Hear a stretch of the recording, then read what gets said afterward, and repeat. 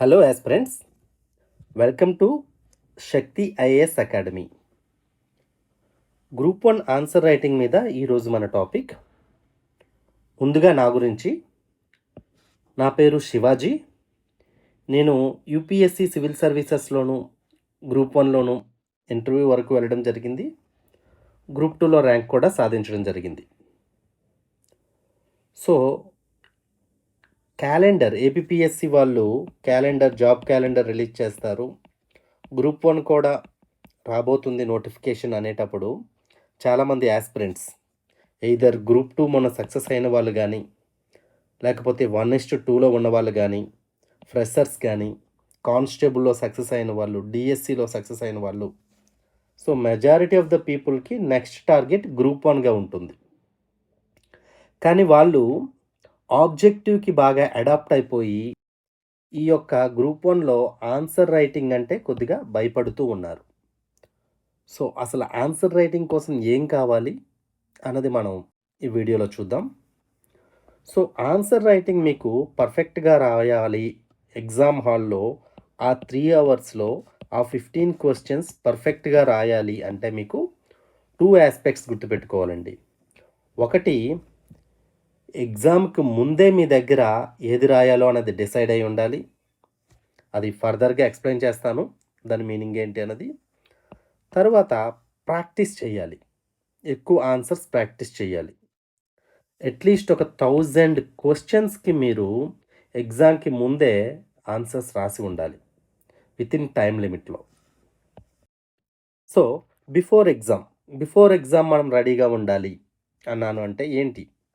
Before exam అన్నాను అంటే మీరు బిఫోర్ ఎగ్జామ్ అంటే ఎగ్జామ్కి వెళ్ళే ముందే మీకు ప్రతి టాపిక్ మీద పూర్తి అవగాహన ఉండాలి. మొన్న మీరు ర్యాంకర్స్ చూసుకుంటే ప్రతి ర్యాంకర్కి కూడా ప్రతి సిలబస్లో ఉండే ఇంపార్టెంట్ టాపిక్స్ అన్నిటి మీద కూడా నోట్స్ ఉంది వాళ్ళకి, own notes, self notes. So ఇది చాలా ఇంపార్టెంట్. ఆ సెల్ఫ్ నోట్స్లో ఒకవేళ ఆ టాపిక్ నుండి క్వశ్చన్ వస్తే ఇంట్రొడక్షన్ ఎటువంటిది ఇవ్వాలి, ఇది ముందుగానే మీరు ప్రిపేర్ అయి ఉండాలి. ఇంట్రొడక్షన్ ఏది ఇవ్వాలి అనేది ముందుగానే ప్రిపేర్ అయి ఉండాలి. కన్క్లూజన్ ఏది ఇవ్వాలి అనేది ముందుగానే ప్రిపేర్ అయి ఉండాలి. డేటా పాయింట్స్ ఏది పెట్టాలి, డయాగ్రామ్ ఏదేయాలి, కేస్ స్టడీస్ అంటే ఏంటి? కేస్ స్టడీస్ అంటే ప్రపంచంలో ఇతరులు చేసిన ఎగ్జాంపుల్స్ అనమాట. ఫర్ ఎగ్జాంపుల్ క్యూబా వాళ్ళు ఆరోగ్యం మీద, హెల్త్ మీద మంచి రిఫార్మ్స్ తీసుకొచ్చారు. సో అటువంటి కేస్ స్టడీస్. సో డయాగ్రామ్స్ ఏదయ్యాలో ఉండాలి, కేస్ స్టడీస్ ఉండాలి, డేటా ఉండాలి, వేరియస్ కమిటీస్. ఫర్ ఎగ్జాంపుల్ మీరు ఎకానమీలో రంగరాజన్ కమిటీ అటువంటి చదువుతూ ఉంటారు కదా, ఆ టాపిక్ మీద ఏదైనా కమిటీ ఉందా, ఆ కమిటీ వాళ్ళు ఏం చెప్పారు అన్నది కూడా మీ దగ్గర రెడీగా ఉండాలి. డయాగ్రామ్స్ కూడా ఎటువంటి డయాగ్రామ్స్ ఇవ్వాలి, ఏదైనా గ్రాఫ్స్ వేయాలా, ఏదైనా పై చార్ట్స్ వేయాలా, లేకపోతే ఏదైనా ఒక టైమ్ లైన్ డయాగ్రామ్ ఇలా వేయాలా. సో అన్నీ కూడా మీకు ముందుగానే సెల్ఫ్ నోట్స్లో ఉండాలి. ప్రతి ఇంపార్టెంట్ టాపిక్స్కి మీకు సెల్ఫ్ నోట్స్ అనేది ఉండాలి. ఈ సెల్ఫ్ నోట్స్ మీరు ఎక్కువసార్లు రివిజన్ చేస్తే మీకు ఎగ్జామ్ ఎన్విరాన్మెంట్లో వితిన్ ఆ స్పెసిఫిక్ టైంలో మీకు రీకాల్ చేయగలుగుతారు, ఎక్కువ టైం రివిజన్ చేయడం వల్ల.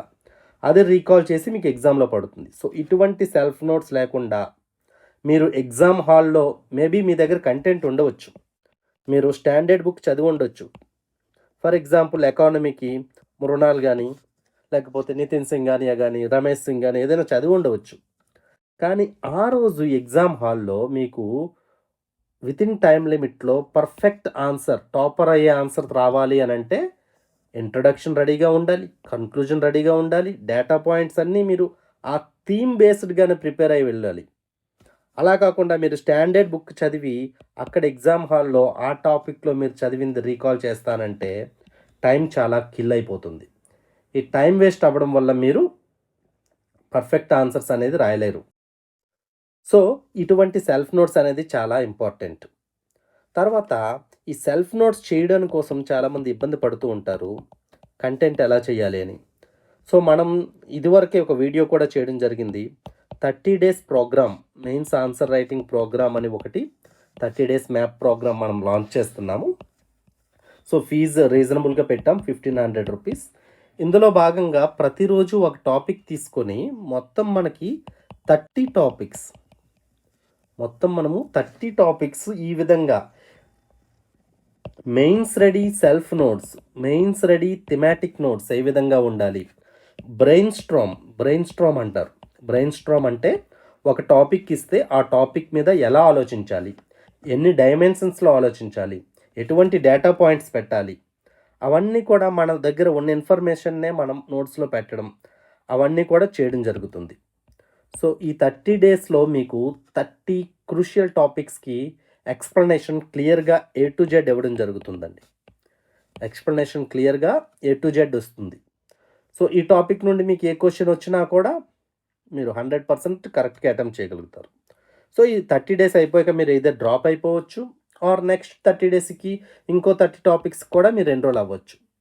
సో ఇలా చేయడం వల్ల 30 డేస్లో మీకు ఒక ప్రాపర్ మెయిన్స్ స్పెసిఫిక్గా ఒక టాపిక్ని ఎలా చదవాలి, మెయిన్స్ స్పెసిఫిక్గా దాన్ని ఎలా నోట్స్ చేసుకోవాలి అని అర్థమవుతుంది. దీంతోపాటు ఆగిపోకుండా ఇంకొక ఆస్పెక్ట్ చెప్పాను కదా, ప్రాక్టీస్ అన్నది. అట్లీస్ట్ ఒక 1000 క్వశ్చన్స్ ప్రాక్టీస్ చేయాలి అన్నాను కదా. సో ఈ ప్రాక్టీస్ అనేటప్పుడు మీకు కొన్ని స్కిల్స్ కావాలి ఆన్సర్ రైటింగ్లో.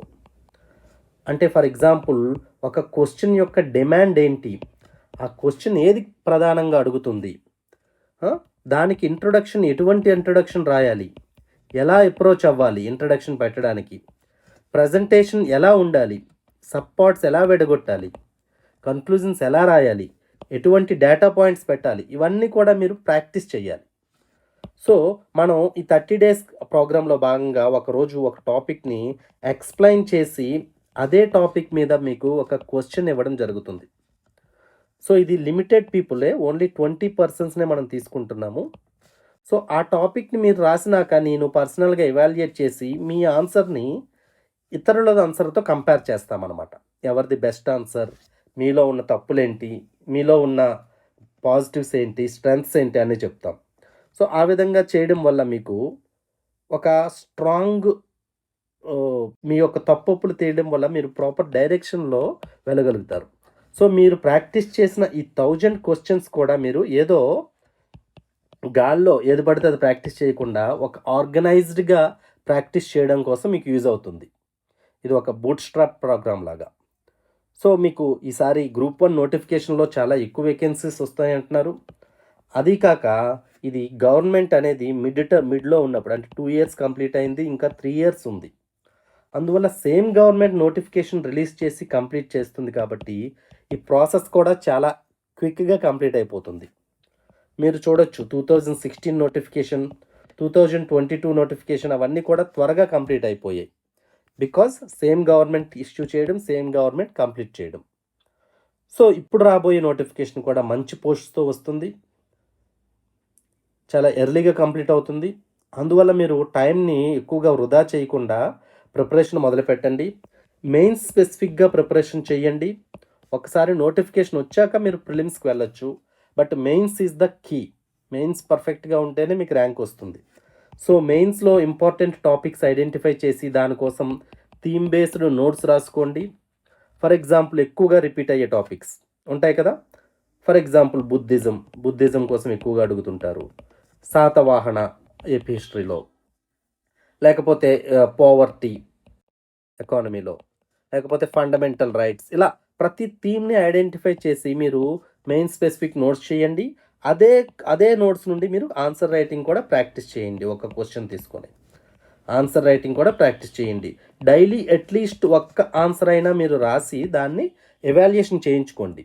ఎయిదర్ ఆల్రెడీ ర్యాంక్ వచ్చిన వాళ్ళు, లేకపోతే ఇంటర్వ్యూ వరకు వెళ్ళిన వాళ్ళు, లేకపోతే ఎవరైనా బెస్ట్ మెంటర్స్ ఉంటే అటువంటి వాళ్ళతో మీరు ఎవాల్యుయేషన్ చేయించుకోండి. అప్పుడే మీరు ప్రోగ్రెస్ అనేది డే బై డే పెరుగుతూ ఉంటుంది. ఎల్స్ మీరు స్టాగ్నేట్ అయిపోతారు, తర్వాత ఈ గ్రూప్ 1 కష్టమని వదిలేస్తారు. సో అందువల్ల ప్రతిరోజు కొద్దిగా ఎఫర్ట్ పెట్టండి. ప్రతిరోజు ఒక్క క్వశ్చన్, అట్లీస్ట్ ఒక టాపిక్ అయినా తీసుకొని చదివి ఒక ఆన్సర్ రాయండి. మెయిన్ స్పెసిఫిక్గా నోట్స్ తయారు చేసుకోండి. సో ఇదే ఎఫర్ట్స్ మీరు కంటిన్యూస్గా చేస్తే మీకు తప్పకుండా ర్యాంక్ వస్తుంది. So hope I'm very clear.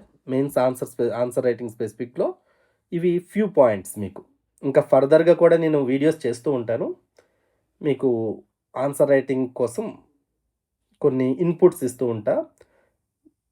In case మీకు యూజ్‌ఫుల్‌గా అనిపిస్తే యూ కెన్ ఫాలో ఇట్. ఉంటా ఇక. Thank you very much.